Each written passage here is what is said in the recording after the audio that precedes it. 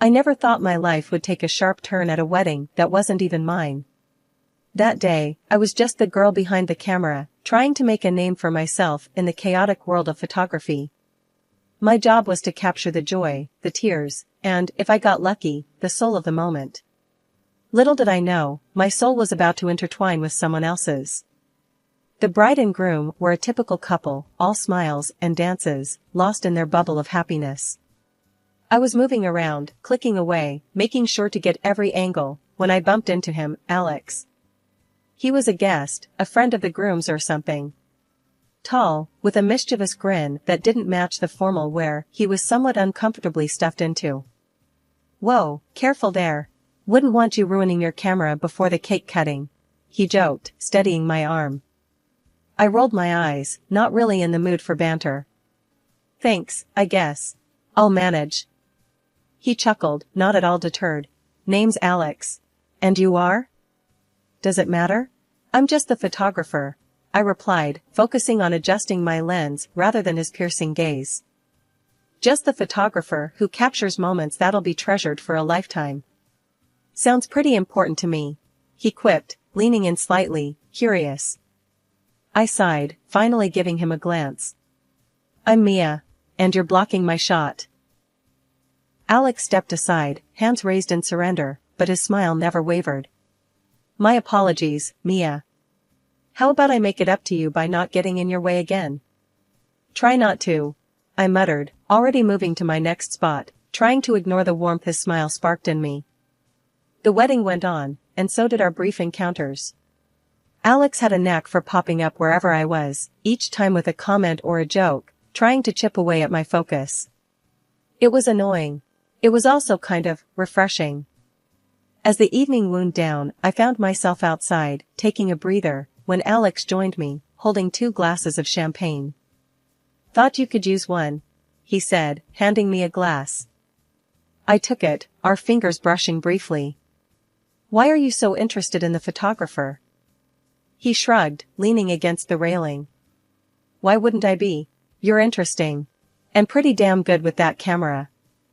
I sipped the champagne, letting the edge of my guard down. "Thanks. You're not too bad yourself, for an annoying guest." "Annoying, huh?" He grinned. "I prefer charmingly persistent." We talked more than I expected that night. About photography, about life, about dreams that seemed too big for our current worlds. Alex had this way of making everything seem possible. It was dangerous. It was exhilarating. As the night ended and we said our goodbyes, Alex asked for my number. I hesitated, not sure if I wanted to dive into whatever this was. But the spark in his eyes, the promise of more laughs and shared dreams, had me typing my number into his phone. "I'll call you," he said, a statement more than a promise. And call he did. One date turned into many, laughter filled my days, and before I knew it, I was in love. Alex was everything I never knew I needed, supportive, loving, challenging. He made me want to be better, do better. Our whirlwind romance led to a small, intimate wedding, just us and the people who mattered most. A year later, our son, Jake, arrived, turning our duo into a trio, completing our little universe in the bustling heart of the city. Life in the city was a whirlwind of photo shoots, baby giggles, and stolen moments with Alex amidst our busy schedules. But every so often, we'd pack up our little world and head to the suburbs to visit Alex's parents. These trips, meant to be retreats, often felt more like stepping onto a battlefield, where words were weapons and tensions ran high. Alex's dad, George, was a tough nut, old school and hard-edged. The kind of man who believed in hard work above all and wasn't shy about saying so. His wife, Ellen, was softer, trying to smooth over her husband's rougher comments with smiles and changes of subject. The first visit after Jake was born set the tone for what was to become a recurring theme. We'd just settled in, Jake asleep in my arms, when George launched into his usual spiel. "So, Alex, how's the job going? Still at that same place?" George's voice was casual, but his eyes were sharp, probing. Alex shifted uncomfortably, glancing at me before answering. "Yeah, Dad, still there. It's going well." George snorted. Well, hope you're thinking about the future. Now with the kid and all, you can't afford to be just going well. Need to aim higher, son. I felt Alex tense beside me. I could see him mentally bracing himself, the same old argument brewing. Ellen, sensing the mood shift, hurriedly interjected. George, let's not start with that now. Can't we just enjoy the visit? But George was on a roll. And what about you, Mia? Still taking pictures of other people's weddings? Thought you'd move on to something bigger by now. I bit my lip, holding back the retort that it was more than just taking pictures. Instead, I forced a smile. I love what I do, George. It's fulfilling, and it works with our schedule. Yeah, but is it enough? You two need to think about stability, for Jake's sake. George countered, his tone implying that our choices were anything but stable. It wasn't long before another visit rolled around. This time, George's health had taken a turn for the worse. The atmosphere was somber, Ellen worn out from worry, and George, though quieter, still managed to jab at Alex's career choices.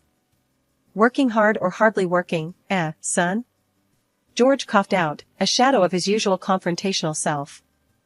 Alex, looking weary, tried to keep the peace. Working hard, Dad. Always working hard. I watched the exchange, a lump forming in my throat. It was clear George's time was running out, and yet here we were, stuck in this loop of criticism and defense. After George passed away, the house felt not just emptier but quieter, like the very walls were mourning him. Ellen, now a widow, was a shadow of her bustling, energetic self. It was hard watching her go through the motions, trying to adjust to a life without her partner of so many years. I made it a point to call her often, lending an ear, or just sharing the day-to-day happenings to break through her solitude. She appreciated it, I could tell, even if our conversations were often peppered with her sighs and reminiscing about George. During one of these calls, Ellen mentioned that Laura, Alex's sister, decided to move back home. The news hit Alex like a ton of bricks. He was livid, cursing under his breath about Laura's real intentions. Can you believe her? Moving in with Mom, just like that? It's clear as day, she's eyeing the inheritance. Always the opportunist, waiting to swoop in. Alex fumed over dinner, his fork hitting the plate a little too hard. I was taken aback by his anger. Alex, isn't she just trying to be there for your mom? After all, Ellen is going through a lot right now. He scoffed, shaking his head. Mia, you don't know Laura like I do. She's slick, always playing the caring daughter card when it suits her. And now, with Dad gone, she's probably got her sights set on whatever she can get her hands on.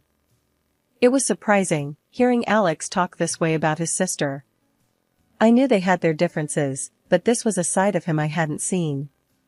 It made me uneasy, the ease with which he painted Laura in such dark strokes. The shift from our city apartment to Ellen's suburban home was jarring. One day we were in the heart of the hustle, the next, surrounded by two quiet streets and the ever-present shadow of George's absence. This move, sprung on us by Alex, wasn't welcomed by any party involved, least of all Ellen. Alex, what on earth are you thinking? This house is my space to grieve, not a hotel for your family. Ellen had protested over the phone, her voice a mix of shock and irritation. But Alex was determined, painting it as a grand gesture of support. Mom, it's settled. We're coming. You shouldn't be alone in that big house anyway. I watched him pace our living room, phone pressed to his ear, marveling at his stubbornness. My input? Seemingly unnecessary. By the time he hung up, it was a done deal, despite Ellen's reservations and my own unease. The day we moved in, Ellen greeted us with a tight smile, her home now invaded by our clutter and noise. Laura was there too, her welcome far less strained, surprisingly. Hey, the more the merrier, right? She quipped, eyeing our boxes with an indifference that irked Alex. Mia, can you believe this? Alex grumbled as we unpacked in what used to be George's study. Laura's acting like she owns the place.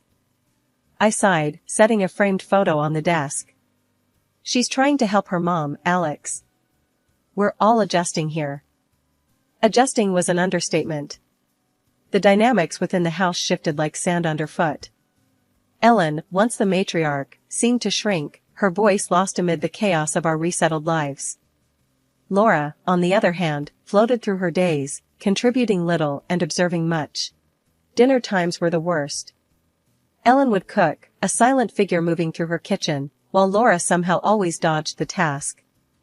Alex and I would offer to help, but Ellen's polite refusals left us sidelined, spectators in our own lives. "Why don't you let me cook tomorrow, Ellen?" I'd offer, only to be met with a weary smile. "Oh, dear, no need. I've got it. You take care of Jake and your work. That's enough." And so, the pattern continued, with me feeling more like a guest than a member of the household. It didn't take long for the financial arrangements to rear their ugly head. Alex, ever the man of the house, took it upon himself to dictate terms. "Mia, I'll handle the groceries. You can cover the utilities, all right?" he declared one evening, as if it were the most natural division of responsibilities. I blinked, taken aback. "Sure, I guess. But should we talk about this with Ellen? It's her house, after all." Alex waved off my concerns. "No need. Mom's got enough on her plate.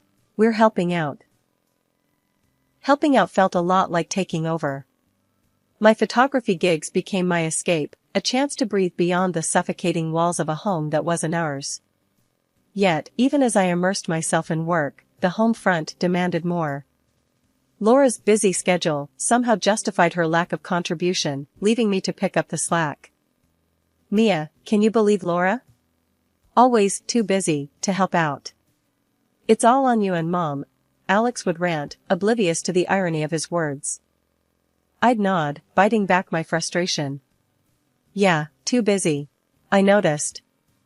It wasn't just the chores or the finances. It was the weight of living under a roof filled with unspoken grievances and mourning. Ellen's grief was a constant presence, her occasional tears a reminder of the life she lost. Laura's indifference and Alex's growing bitterness added layers to an already complex living situation. 2 years had melted away since we moved into Ellen's place, and life had found its peculiar rhythm.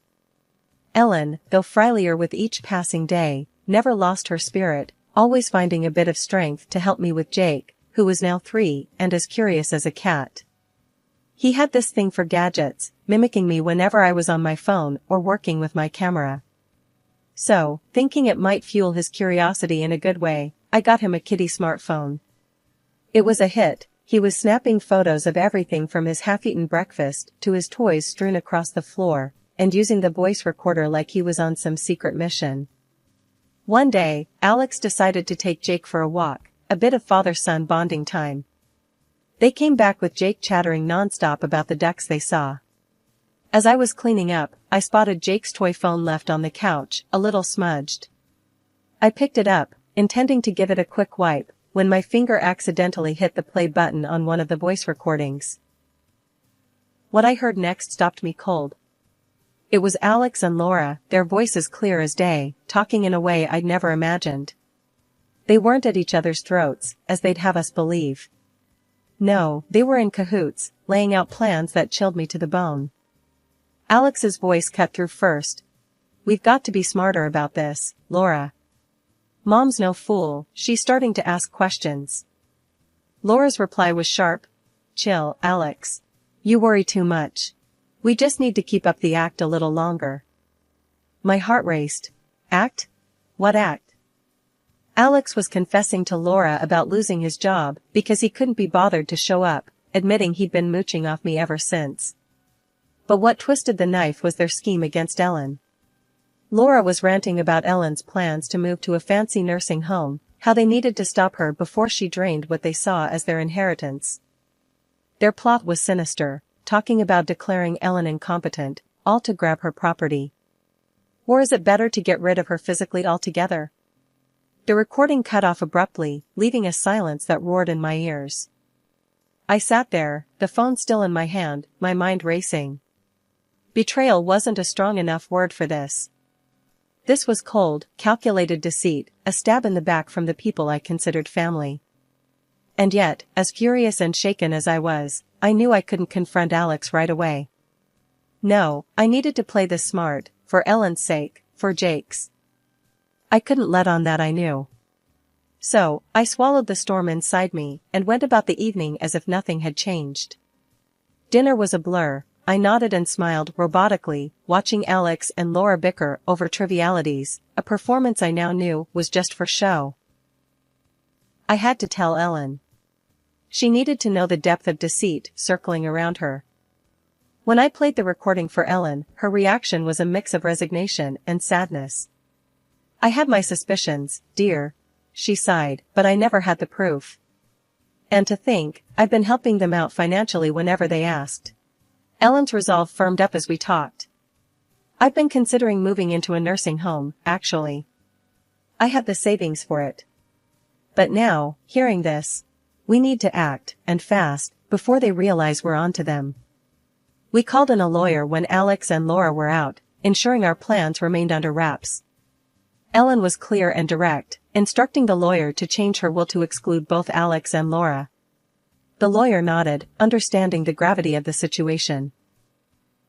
A few days later, during a family dinner that was tense at best, Ellen dropped her bombshell. "I've decided to give you the house," she announced, watching as Alex and Laura's faces lit up with greedy anticipation. But then, she added the condition about paying for their 2-year stay, to the tune of $186,000. The smug smiles vanished, replaced by shock and outrage. "You can't be serious. We're not paying for anything," Alex exploded, with Laura chiming in, echoing his disbelief. Ellen remained unfazed. "Then I'll see you in court for conspiring against me," she countered, her voice steady. Their protests died down when I played the damning recording from Jake's phone. The shift in their demeanor was immediate, from outrage to fear, then to turning on each other, trying to shift the blame. Ellen's disappointment was palpable. "I don't want you two around anymore," she declared, her decision final. It was then I laid the divorce papers in front of Alex. "I'm done supporting you. You've lied, not just on me, but on your own mother," I said, my voice firm, betraying none of the turmoil inside. Alex's attempts at excuses were pathetic, and Laura was no better, both of them realizing too late the game was up. "I can't be with someone who'd plot against his own mother," I continued. "We're leaving." The dust had barely settled from the explosion of truths, before I found myself packing up what felt like a lifetime's worth of memories into a few boxes. Jake, bless his heart, was too young to understand the storm swirling around us, his main concern being whether his toys were coming along. "Mommy, can Bear and Mr. Dino come too?" Jake asked, holding up his worn stuffed bear and the plastic dinosaur that had seen better days. "Of course, sweetie. They're part of the family," I reassured him, forcing a smile as I packed his treasures into a box marked Jake's stuff. The apartment we moved into was a stark contrast to Ellen's spacious house, but it was ours, a sanctuary from the chaos we'd left behind. The first few nights, the silence was deafening, a reminder of the void left by the absence of familial bickering and the undercurrent of deceit. A week later, Ellen, bless her heart, decided it was time to move to that fancy nursing home she'd been talking about. Said she needed a change of scenery, and honestly, who could blame her? I went over to help her pack up her things. It was the least I could do after all we'd been through together. Alex was there too, hovering around, trying to act like he wanted to make things right between us. As if a few sorry words could fix the heap of lies he buried us under.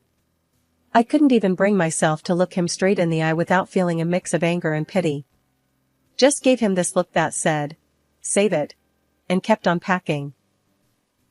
The divorce wasn't easy, but then again, what divorce is? The judge ended up making Alex pay me $50,000, compensation for all the years he'd been living off me while playing happy families. Felt like a small win, but a win nonetheless.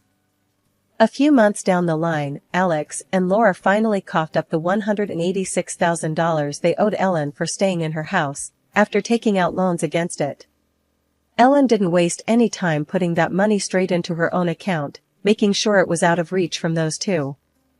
Watching Ellen settle into that nursing home, a place she could finally call her own without the constant drama, made me think about what's really important. I just wish it hadn't come to this, she told me as we finished setting up her room. Me too, Ellen. But we're here now, and we've got to make the best of it, I said, trying to stay strong for the both of us. Settling into our new life wasn't easy, but Jake and I were making the most of it. Our apartment might have been small, but it was ours, and that made all the difference. I started picking up more photography gigs, each click of the camera a step towards rebuilding our lives. One day, as I was sorting through photos from a recent shoot, Jake came up to me, his little face screwed up in concentration. "Mommy, when can we visit Grandma Ellen again? I miss her." "Soon, buddy," I replied, ruffling his hair. "How about this weekend? We can make a day of it." His face lit up, and in that moment, I knew no matter how tough things got, we'd be okay as long as we had each other. Visiting Ellen became our little ritual. Despite the luxury surrounding her in the nursing home, she always said our visits were the highlight of her week. It was during one of these visits that things took an unexpected turn. Alex and Laura were there, looking more run down than I remembered. The desperation was clear in their eyes, a far cry from the confident facade they used to put on. They were practically on their knees, begging Ellen for money, saying the old house was falling apart and they had nowhere else to turn. Ellen was firm, her voice steady as she refused them. "I've made my decision. The rest of what I have is going to Mia and Jake. You two have done enough damage." I couldn't help but feel a mix of vindication and sadness hearing that. Alex and Laura turned to me, their eyes blazing with anger. "This is all you're doing. You've turned her against us," Alex hissed, his voice low but filled with venom. Laura chimed in. "Yeah, playing the victim and now look, living off what should have been ours." Ellen's patience snapped. "Enough. If you two don't stop this nonsense, I'll take that recording to the police." "Don't think I won't do it." The threat of the recording being handed to the authorities was enough to send them packing. Their exit was swift, leaving a heavy silence in their wake. Ellen turned to me, her gaze softening. "I'm sorry you had to witness that, Mia. But I've seen enough to know where my support is best placed." I was taken aback by her words, a lump forming in my throat. "Ellen, thank you. It means the world to us, but we don't want you to feel like you owe us anything." She shook her head. "I owe you more than you know. You and Jake, you're my family. And it's high time I looked out for my real family." As we left the nursing home that day, I couldn't shake off the mixture of emotions swirling inside me. Relief, gratitude, but also a renewed determination to build a better future for Jake, one not shadowed by the deceit and betrayal of the past. Me and Jake, we kept visiting Ellen in that fancy nursing home she moved into. It was nice, seeing her in a good place, away from all the drama. But then, one day, she dropped a bombshell on us during one of our visits. "The house, it's gone," Ellen said out of the blue, her voice shaking a bit. "The bank took it because of the debts Alex and Laura racked up." I could see the pain in her eyes, the disappointment. It was like she was questioning everything she ever did as a mother. "I can't believe it's come to this. After everything I tried to do for them." "Ellen, this ain't on you," I told her, trying to make her see reason. "You did everything a mother could. It's their choices that got them here, not yours." She looked at me, then at Jake, who was busy with a coloring book we'd brought along. "At least I've got Jake," she said after a moment, a small smile breaking through.